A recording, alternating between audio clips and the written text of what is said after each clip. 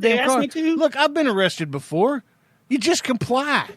And here's the deal: when you get arrested, like you're going to get arrested, so you're not going to beat them at the game. No, they played it too much. No, so don't just cry. Don't whine. Don't punch him. Don't kick the car. You got caught, right? So, like make it comfortable for the police officer to be able to put the handcuffs on you. Because if you don't make it comfortable for him, he's going to make it very uncomfortable for you. Well, that's just it, dude. Like chicken wing. Anytime I've got arrested, when they made contact with me, I know I'm going to get arrested. Yeah, because I know I'm fucking up. Yeah. So, okay, when he tells me to do this, I'm just going to do it. Let's just get to the arresting me part and get this show on the road, you know? Why are you running from the cops? Because you fucked up. Yeah, like, and here's the deal, if you run. People who didn't do anything and have no guilty conscience don't run from the police. Hear me out. People who didn't do anything and are not bad people don't run from the police. That's just it. So if you don't run, just do what they tell you. Guilty conscience, click. You know you're going to go to jail, so just cut all that other shit out. Let's just get to the going to jail part. Or let's just say you get pulled over and you know you have a warrant, okay? And your warrant is, you know, you stole some stuff and then you didn't go to court over it. Well, when the cop walks up, you'd be like, "Sir, I got to tell you a couple things. This is my name. I do not have my wallet with me. I don't have any ID on me. When you run my name, I do have a warrant, and it's for this. I realize that. I've been working to be able to get back to court and start paying for my fines and that kind of stuff. But, yeah, that's where I'm at. I don't have any weapons. I don't have any drugs in the car, nothing like that. You're more than welcome to take a look." And if you do have that shit, tell them that too. Yeah.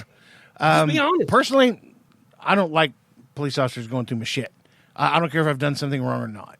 You know, I'm you never know how I get down. You know, I might, you know, 3 or 4 years from now, I might be at the point to where the erectile dysfunction is so bad that I got to start buying rubber objects to go up to behinds or something. I don't know. You never know. Doesn't mean you're gay, but you never know. No homo, bro. No homo, bro. But my point is, be kind of nice to let the cop know before he comes across. Because he's going to. He's going to find it. Yeah, he's going to find it. He's going to find it. Like, so I just simply, you know, I'm sorry, sir, if you don't have a warrant, I really don't want you searching my car. I can tell you this, I don't have any drugs in here. I don't have any weapons. 100%. Here's my driver's license. If you have a medical marijuana card, put that one up there too. Because if you got a little bit of weed in the car and you have that card, that's your get out of jail free card. Okay? Well, dude, the moral is, you hear a lot of them say it. If you're just honest with me, I can work with you. Yeah. And there ain't none of them saying that to set you up. Any officer that tells you that will actually do that. Now, that is not going to, that don't interpret that just mean you're not going to go to jail. But I mean, no, but we can be cool. You know, we can talk about the Saints or whatever on the way to jail, pass the time a little bit. I'm just saying, anytime I've ever had to deal with them, I haven't ever given them any problems, and I've never got my ass kicked. I mean, I don't think that's coincidental. And yes, if you guys have listened to us for a long time, I have been on both sides of the of the whole legal situation. So yeah, I've had the clickety click a few times. Yeah, you know, I used to work in law enforcement when I was younger, and as the years transpired, I left that, and yeah, I have wore the old beautiful silver bracelets a couple times in my life. So well, that's what happens when you start a brothel. You were the Burt Reynolds of your generation. But that's, you know, I wasn't treated that way when I was, you know, on that side of the whole coin. When I got arrested, I wasn't treated poorly and it's probably because I wasn't giving anybody problems. Like, yeah, now don't go the other way too. Don't just start laughing because you're going to go to jail because they're going to think you're freaking in like mental. Yeah. And you don't want that. You don't want to deal with that. Just say stay stoic. You don't have to answer questions, but be nice. It's a business transaction. Yeah. You know, that's all it is. And that's what makes it so hard for officers. Officers are dealing with people that are very emotional. And when you put emotions in any situation, it's unpredictable at a point. Yeah, but it is okay. So you're getting pulled over and all that mess. I get it. You know, it's the principal's office, that sinking heart feeling into your chest thing. Because I've got luck. I've had it a million times with cops and all that mess, being called on the carpet. But, you know, so you get that feeling a little bit, and it does kind of knock your adrenaline loose. But you know, you can control that. You can not cry. You know, and unless you're really feminine gay, and I've never seen a feminine gay man not cry. So, which is okay. Yeah, it's perfectly fine. You know, let loose some feelings. I cry too, but not in front of police officers. But yeah, you know, just be cool. God dang, just comply. Do what they ask. You don't have to say a word or be like, "Oh man, that's okay." You know, it lets the cop know that he knows that you know that you screwed up and you're going to jail. Okay, that's fine. I mean, but don't give him any information.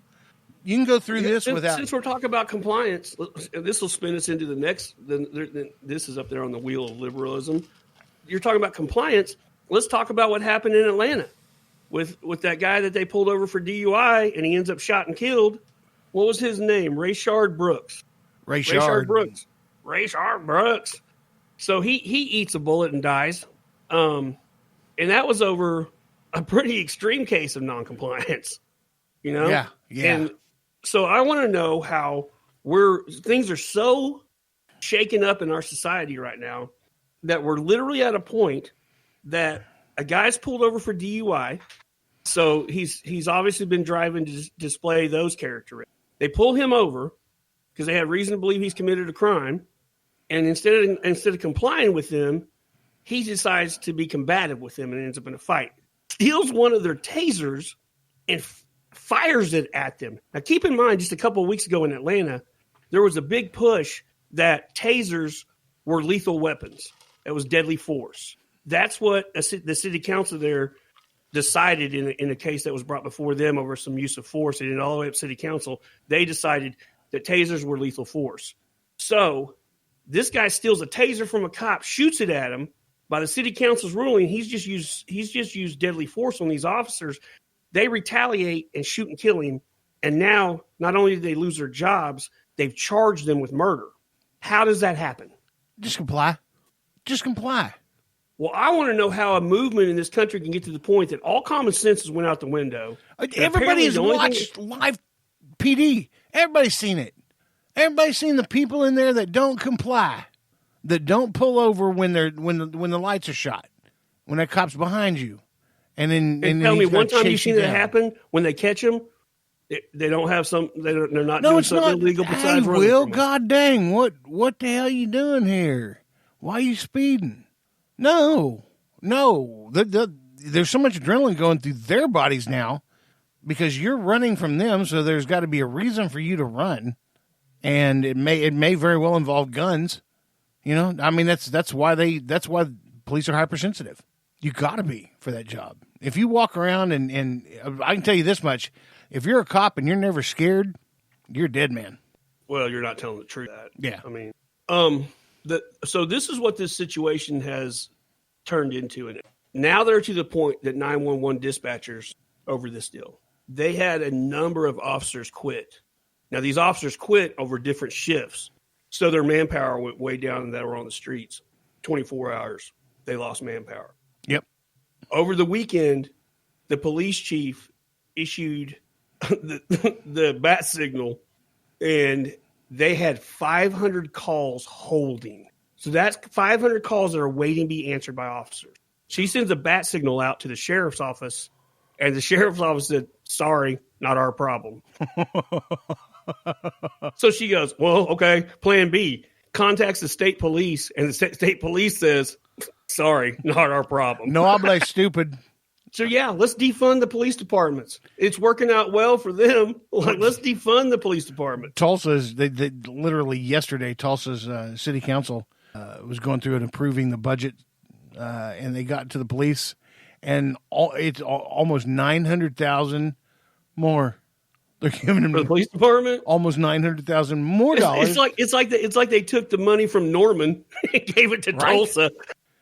You know, I realize the only reason Norman's liberal is because of that stupid university. College. Yeah. It's like Austin in Texas. Yeah. Same deal. Yeah. All the hippies and weird people. Which, by the way, if you go to Austin, if you want to eat some damn good food, go to Austin. Cool town. Cool town. Way cool town. Very, very, very liberal. Very. That's why James Woods does not live there. Well, that's the whole thing, man. That all these problems revolve around a couple things that I can tell. It's the BLM movement pushing the defund the police narrative, and I'm really sorry how BLM looks on paper, because that's not what they are. They are funded by the same people that fund Antifa, Soros, and the Clinton Foundation. They fund Antifa and BLM. So, it's like I said last podcast, I think we've all seemed to forgot during this whole deal that back in 2016, when that guy in Dallas killed 5 cops and had BLM ties, there was talk that they wanted to make BLM a domestic terrorist organization. They couldn't at the time because Obama was the president, and he's just as liberal as they are. Well, I think in the end, this Black Lives Matter thing, it's been, people have tried to explain to me how that is not racist within itself. They say using the hashtag All Lives Matter is a racist statement. What? We're encompassing everything. Everybody's life matters. You know what? Hey, seriously, BLM community, Black Lives Matter community, open up your ears, okay? Open up your ears. If this is so important that Black Lives Matter, quit fucking killing yourselves. Right? That simple. That's once again, we're back to numbers. You look at the numbers and you're like, okay, the predominant number of murders committed against the black race, especially black men, are not committed by white people. Yeah.